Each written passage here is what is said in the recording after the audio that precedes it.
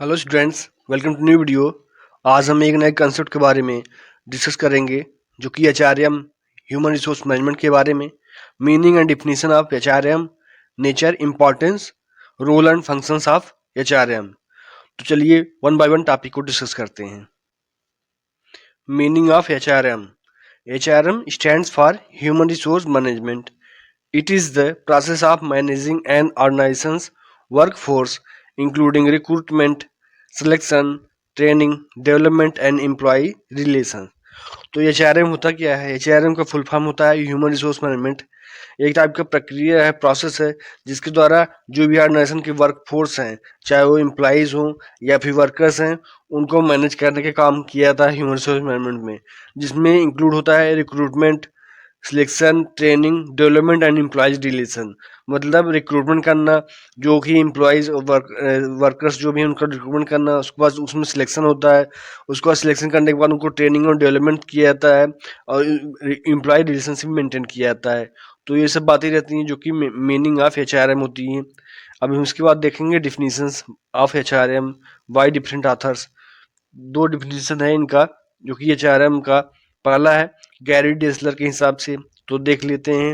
Human resource management is the process of acquiring, training, appraising and compensating employees and to attend to their labour relations, health and safety and fairness concern. तो Gary Dessler ये कहते हैं कि human resource management एक type का process होता है जिसके द्वारा एक्वायर किया जाता है, ट्रेनिंग, अप्रेजिंग किया जाता है और एम्प्लॉयज़ का कंपनसेटिंग किया जाता है, और उनको जो लेबर रिलेशनशिप मेंटेन करने के लिए भी सिखाया जाता है, हेल्थ एंड सेफ्टी के बारे में भी सिखाया जाता है, और जो भी फेयरनेस कंसर्न है, जो भी रूल्स एंड रेगुलेशंस हैं, जो भी उनको फॉलो करके काम करना रहता है। तो ये हो गया डिफिनीशंस एचआरएम का गैरी डेसलर के हिसाब से। अब सेकंड डिफिनीशन है डेव उलरिच के हिसाब से, देख लेते हैं। Human resource management is the process of ensuring that the organization's human resource are utilized effectively and efficiently to achieve the organization's strategic objectives. तो डेव उल्रिच ये कहते हैं कि ह्यूमन रिसोर्स मैनेजमेंट एचआरएम एक टाइप का प्रोसेस होता है जिसके द्वारा ये इंश्योर किया जाता है कि जो भी ऑर्गेनाइजेशन की ह्यूमन रिसोर्स हैं वो इफेक्टिव तरीके से और इफिशिएंट तरीके से यूटिलाइज हो रहे हैं कि नहीं हो रहे हैं। जो भी ऑर्गेनाइजेशन के स्ट्रेटेजिक ऑब्जेक्टिव्स हैं उनके हिसाब से उनके जो भी लाइन में काम हो रहा है कि नहीं हो रहा है, कि मेन उद्देश्य क्या रहता है, जो भी ऑर्गेनाइजेशन के ऑब्जेक्टिव्स हैं उनको अचीव करना। तो जो तो डेव लुच यही कहते हैं, जो हमारे पास ह्यूमन रिसोर्स हो, जो भी मानव संसाधन है, उनका यूटिलाइजेशन इफेक्टिव तरीके से और इफिशिएंट तरीके से। इफेक्टिव तरीके से मतलब उनका टाइम पे गोल को अचीव हो रहा है कि नहीं हो रहा है, और इफिशिएंट तरीके से जो भी रिसोर्स है हमारे पास अवेलेबल रिसोर्स, उनका जो कि वेस्टेज नहीं हो रहा है और टाइम उनका जो है मैक्सिमम यूटिलाइजेशन हो रहा है कि नहीं हो रहा है। तो ये डेव उलरिच यही कहते हैं कि जो भी ऑर्गेनाइजेशन के ह्यूमन रिसोर्स हैं उनका एफिशिएंट तरीके से और इफेक्टिव तरीके से यूटिलाइजेशन हो, और जो भी ऑर्गेनाइजेशन के स्ट्रेटेजिक ऑब्जेक्टिव्स हैं जो पहले से डिटरमाइंड है उन्हीं के लाइन में रहकर काम करना रहेगा ह्यूमन रिसोर्स को, एम्प्लॉयज वर्कर्स को। तो ये हो गया definitions of HRM by different authors. अब इसके बाद हम चलेंगे नए टॉपिक पर जो कि नेचर भी बताएगा कि एचआरएम का नेचर क्या होता है। नेचर का दूसरा नाम फीचर्स, कैरेक्टरिस्टिक्स हो सकता है। तो ये नेचर होता है फीचर्स या कैरेक्टरिस्टिक ऑफ एचआरएम।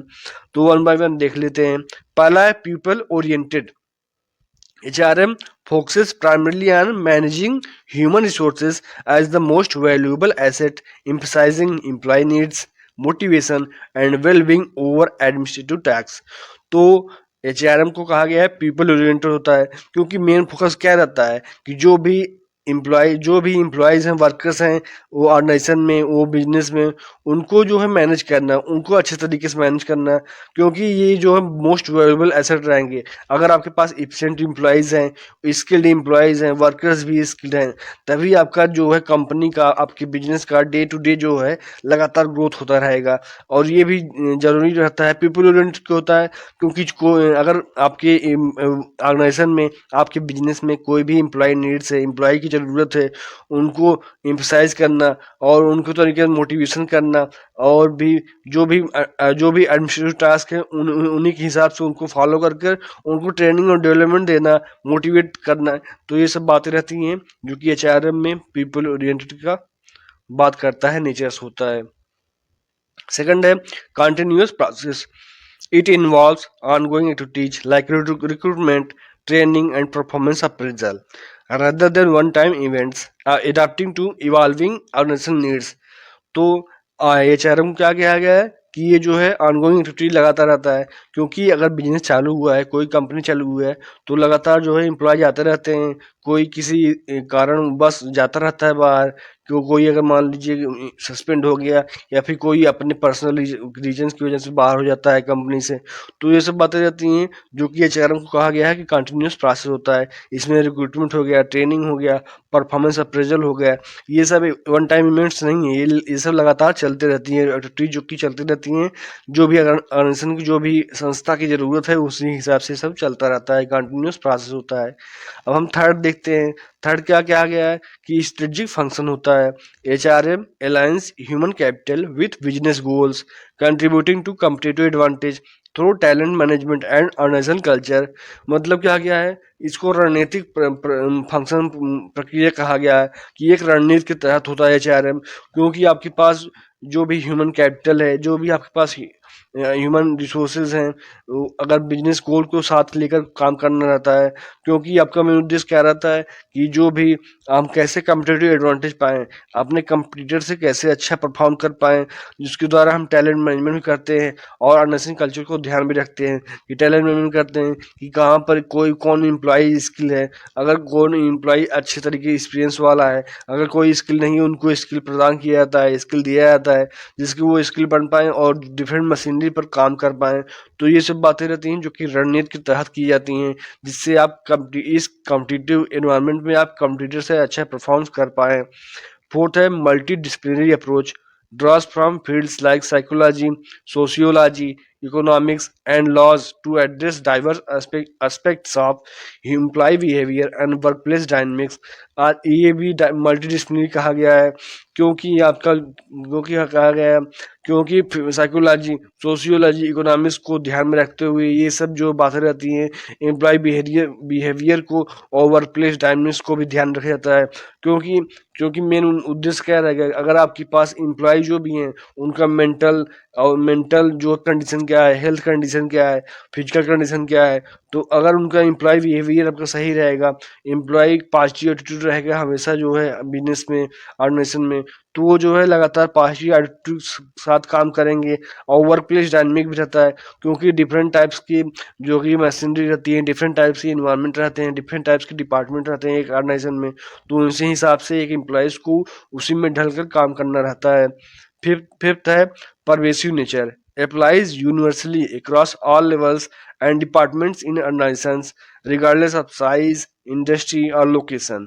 अब एचआरएम को कहा गया है कि परवेसिव नेचर होता है, ये हर जगह अप्लाई किया जाता है। अब कैसे किया जाता है, क्योंकि एक ऑर्गेनाइजेशन में, एक बिजनेस में कई लेवल होते हैं, चाहे टाइप लेवल के, मिडिल लेवल के, लोअर लेवल के, और डिफरेंट डिपार्टमेंट भी होते रहते हैं, purchase department, marketing department, finance department, sales department, तो कई प्रकार के डिपार्टमेंट भी होते हैं और उनका साइज भी ऊपर नीचे रहता है। इंडस्ट्री आप कह सकते हैं, लोकेशन भी डिफरेंट रहता है, कोई रूरल एरिया में कर रहा है, कोई अर्बन एरिया में है, तो ये सब बातें रहती हैं। कोई कहीं कहीं की लोकल जो है पॉपुलेशन जो है ज़्यादा है, कहीं की कम है, तो ये सब जो बातें रहती हैं, जो फैक्टर्स रहता है, डिपेंड करता है कि एचआरएम हर जगह अप्लाई कर सकते हैं। ये परवेसिव नेचर होता है, ये हर लेवल पर, हर डिपार्टमेंट में अप्लाई आप कर सकते हैं।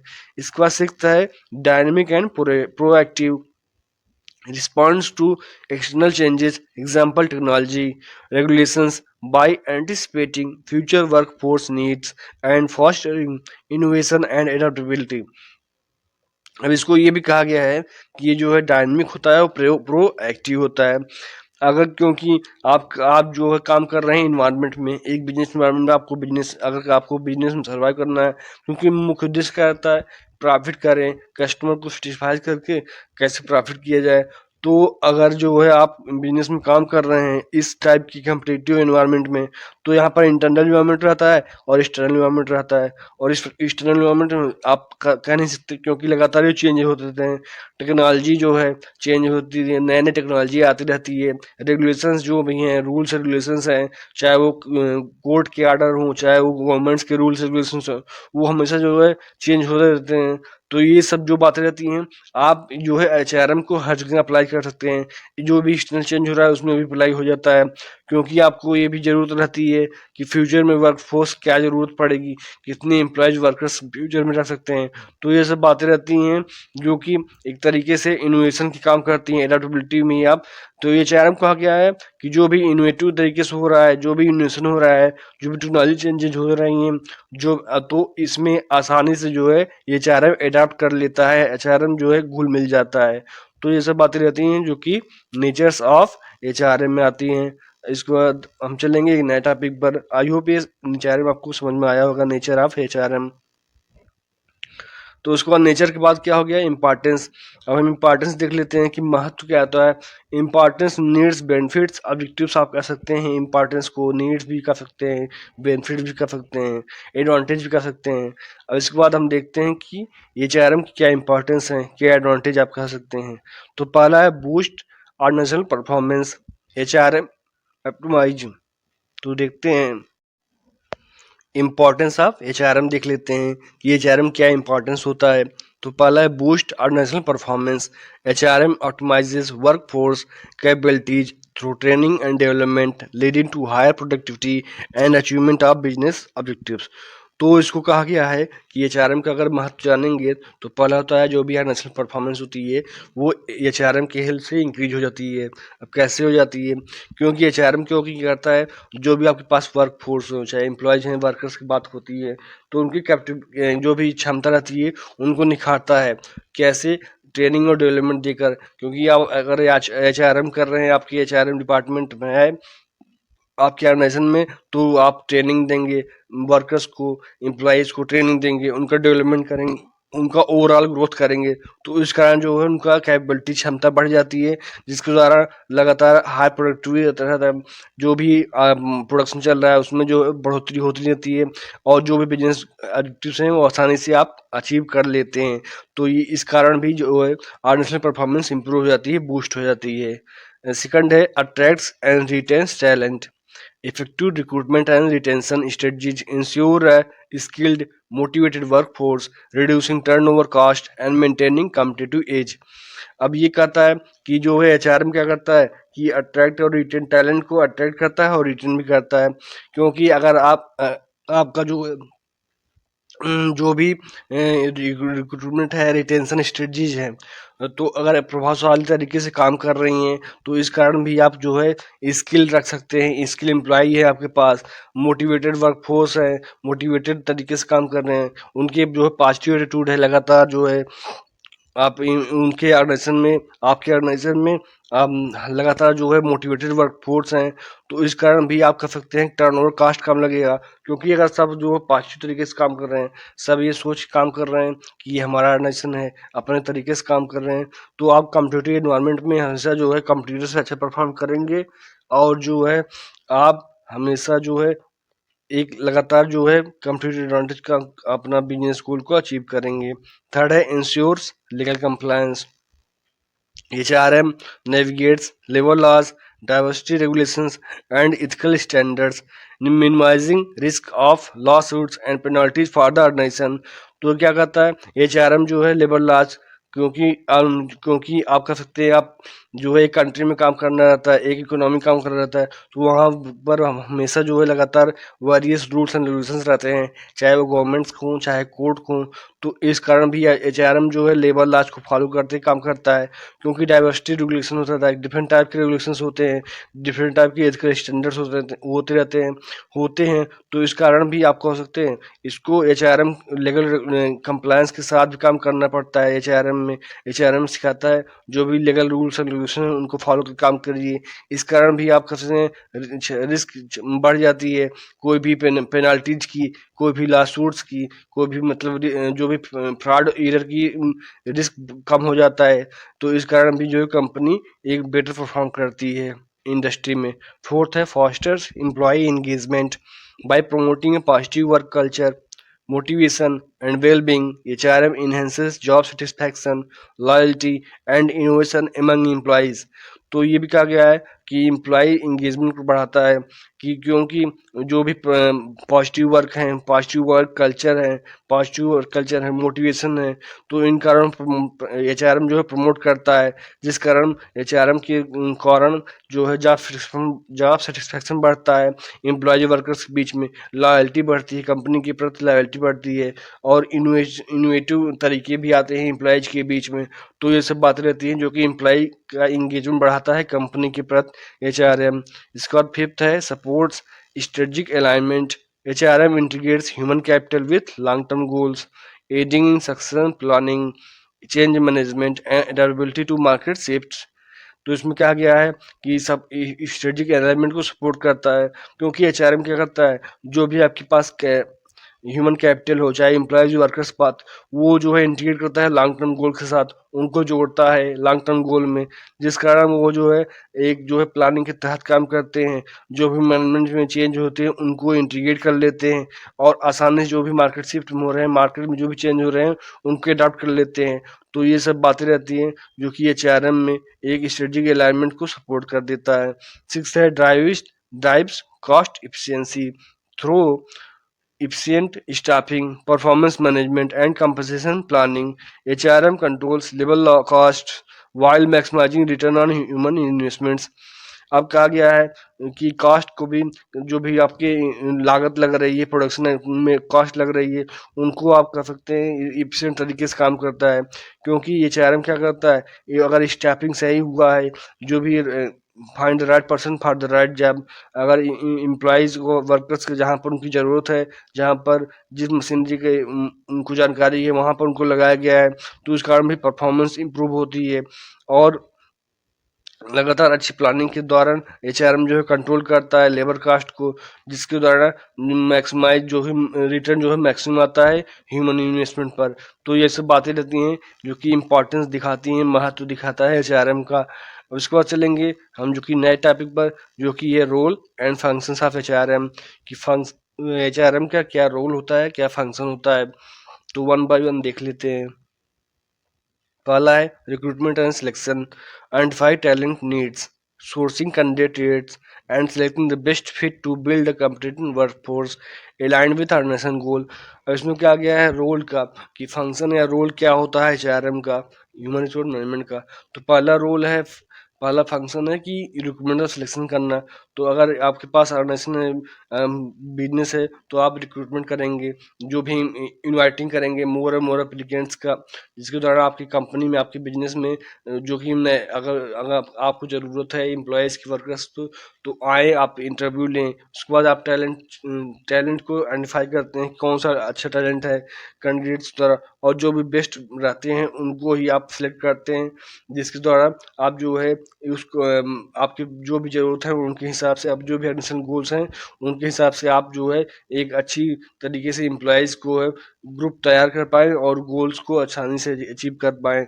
सेकंड है training and development, designing programmes to enhance employee skills, knowledge and capabilities, fostering continuous learning and career progression. अब ये भी कहा गया है, जब आपने रिक्रूटमेंट सिलेक्शन कर लिया उसके बाद सेकंड स्टेज होता है training and development, second role होता है ट्रेनिंग एंड डेवलपमेंट। अगर कोई भी एम्प्लॉयज़ नया है, उनको ट्रेन कैसे किए जाए, जो कोई भी अनस्किल्ड वर्कर्स उनको स्किल्ड वर्कर्स में कन्वर्ट किए जाए, उनको लगातार जो है सेशन किए जाए, स्किल सेशन किए जाए, जिसके द्वारा वो जो है ट्रेंड हो जाएंगे। अब ट्रेंड होने के बाद जो है अच्छे तरीके से काम करेंगे, वो जो है रिसोर्स का वेस्ट नहीं करेंगे, और डेवलपमेंट भी करते हैं। अब ओवरऑल ग्रोथ करते हैं एम्प्लॉयज़ का। अगर मोटिवेट नहीं है, उनका नेगेटिव एटीट्यूड है, तो उनको कैसे मोटिवेट करके पॉजिटिव एटीट्यूड में कन्वर्ट किया जाए, जिसके द्वारा उनको जो है उनका स्किल भी इम्प्रूव किया जाए, उनका नॉलेज, उनकी क्षमता जो है कैपेबिलिटीज बढ़ाई जाए, जिसके द्वारा अगर लगातार कंटिन्यूस लर्निंग चलता रहेगा और कैरियर प्रोग्रेशन का भी उनको चांस रहेगा, तो ये सब जो है तो उनका जो है पॉजिटिव एटीट्यूड कन्वर्ट होगा और वो जो उनका ओवरऑल डेवलपमेंट हो जाएगा। थर्ड है performance management, setting goals, monitoring progress, and conducting appraisals to evaluate, reward, and improve individual and team performance.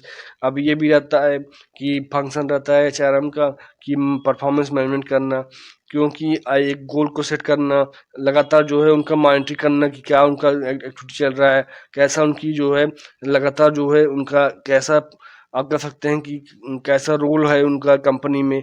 और ये भी करना है लगातार जो है अप्रेजल करने का करते रहना, मेजर करते रहना, इवोल्यूशन करने का रहना, और रिवार्ड भी तरीके से देना कि आप इतना सेल कर लेंगे, इस बार इतना सेल हो जाएगा, तो इतना अगर प्रोडक्शन हो जाएगा तो जो है आपको इतना इंसेंटिव मिलेगा, जब मनी मिलेगा या फिर प्रमोशन मिलेगा। और इसके दौरान अगर आप इंडिविजुअल के तौर पर आप उनको इम्प्रूव करेंगे तो उससे जो है टीम परफॉर्मेंस भी इम्प्रूव होगी और लगातार आपके बिजनेस लगातार इम्प्रूव होता रहेगा। उसके बाद है फोर्थ है compensation and benefits administration, developing fair पे इंस्ट्रक्चर्स, incentives and welfare programs to motivate employees and ensure retention। अब ये भी रहता है कि कंपनसेशन और बेनिफिट्स का एडमिनिस्ट्रेशन करना, क्योंकि आप जो है एक अगर एम्प्लॉयज आपका जो है 8 घंटा कर रहा है या 12 घंटा कर रहा है, शिफ्ट वाइज काम चल रहा है आपके बिजनेस में, तो उनको कैसे फेयर पे स्ट्रक्चर किया जाए, उनको सही वेजेज और सैलरी दिए जाए, उनको टाइम टू टाइम इंसेंटिव दिया जाए, जो भी दीपावली पर बोनस दिए जाए, फेस्टिवल पर बोनस दिए जाए, और वेलफेयर पर प्रोग्राम किए जाए, जिसके दौरान उनको जो भी अगर कुछ है सीएसआर एक्टिविटीज से 2% जो है दिया जाए। तो ये सब बातें रहती हैं जो कि एम्प्लॉयज को मोटिवेट करते हैं कि कंपनी हमारे बारे में सोच रही है, सिर्फ हमारा यूज नहीं कर रही है, हमारे बारे में सोच रही है, हमको इंसेंटिव दिया जा रहा है, हमको बोनस दिया जा रहा है, कमीशन दिया जा रहा है सेल पर। तो ये सब बातें रहती हैं जो कि एम्प्लॉयज को मोटिवेट होगा और ये भी इंश्योर रिटेंशन करेगा कि वो जो है लगातार आपकी कंपनी के साथ जुड़े रहेंगे। फिफ्थ है employee relations and welfare, handling grievances, promoting diversity and creating a supportive work culture to maintain high moral and compliance with labor laws। अब ये भी कहा गया है फंक्शन से रोल और फंक्शन में एचआर में कि एम्प्लॉय रिलेशंस और वेलफेयर को कैसे इम्प्रूव करना, जो भी ग्रीवेंसेस हैं उनको मेंटेन करते रहना, प्रमोटिंग डाइवर्सिटी, डिफरेंट टाइप्स की आप एम्प्लॉयज वर्कर्स के कैसे आप एक जो है एक इन्वायरमेंट में काम करना रहेगा, और जो है सपोर्टिव वर्क कल्चर भी क्रिएट किया जाए जिसके दौरान किसी कोई ऊंच नीच कोई भी भेद ना हो, न रिलीजन की बेस पे, ना कास्ट की बेस पे, ना जेंडर की बेस पे। अगर उनको अगर सपोर्टिव कल्चर रहेगा तो वो जो है लगातार हाई मोरल के साथ काम करेंगे, और जो भी लेबर लॉज है, जो भी गवर्नमेंट का रूल रेगुलेशन है, चाहे वो लेबर लॉज हो, उनको कैसे उनको साथ लेकर फॉलो कर कर काम करेंगे आप कंपनी में, तभी जाके आप जो है एम्प्लॉय का मोरल हाई रहेगा, एम्प्लॉय मोटिवेट बढ़ेगा और वो लगातार अच्छे तरीके से काम करेंगे। सिक्स्थ है स्ट्रेटजिक वर्कफोर्स प्लानिंग, इसका मतलब forecasting future HR needs, managing change and aligning human capital with business objectives for long term sustainability। अब ये क्या गया है कि वर्कफोर्स प्लानिंग करना, एक रणनीतिक वर्कफोर्स प्लानिंग करना, क्योंकि जो है लगातार अब जो है हमेशा जो है कंपटीशन बढ़ा रहता है कम्पिटिटिव इन्वायरमेंट में। तो ये भी फोरकास्ट करना कि फ्यूचर में ये कितनी ज़रूरत पड़ सकती है, कितनी एम्प्लॉयज़ की कितनी वर्क की ज़रूरत पड़ सकती है। आप अगर आपका प्रोडक्शन जो है लगातार बढ़ रहा है, जो भी लगातार मशीनरी बढ़ रही हैं, डिपार्टमेंट बढ़ रहे हैं, तो उन हिसाब से आप जो है चेंज को कैसे मैनेज कर सकते हैं, और ह्यूमन आप कैसे करते हैं, जो भी आपकी बिजनेस गोल्स हैं उनको उनमें कितना एम्प्लॉयज़ वर्कर्स की ज़रूरत पड़ सकती है, जो कि लगातार लॉन्ग टर्म सस्टेनेबिलिटी के लिए यूज किया जाता है। लॉन्ग टर्म आप प्रेजेंट के साथ फ्यूचर भी सिक्योर करना चाहते हैं तो इस कारण भी आप कर सकते हैं वर्कफोर्स प्लानिंग करेंगे, जिस कारण आप जो है अच्छे से अच्छा अपना बिजनेस को ग्रोथ को लगातार लेते जाएंगे, ऊपर लेते जाएंगे, और ये आसानी से अपने बिजनेस गोल को अचीव कर सकते हैं। तो ये सब बातें रहती हैं जो कि रोल्स एंड फंक्शंस में ऑफ एचआरएम में आती हैं। आई होप आपको आज का कॉन्सेप्ट समझ में आया होगा। कॉन्सेप्ट वीडियो को लाइक कर दीजिए और चैनल को सब्सक्राइब कर लीजिए, जिससे आपको लगातार वीडियो मिलता रहे और हमें भी मोटिवेशन हो सके। If you have any suggestion please comment on this video. Thank you for watching video. जय हिंद।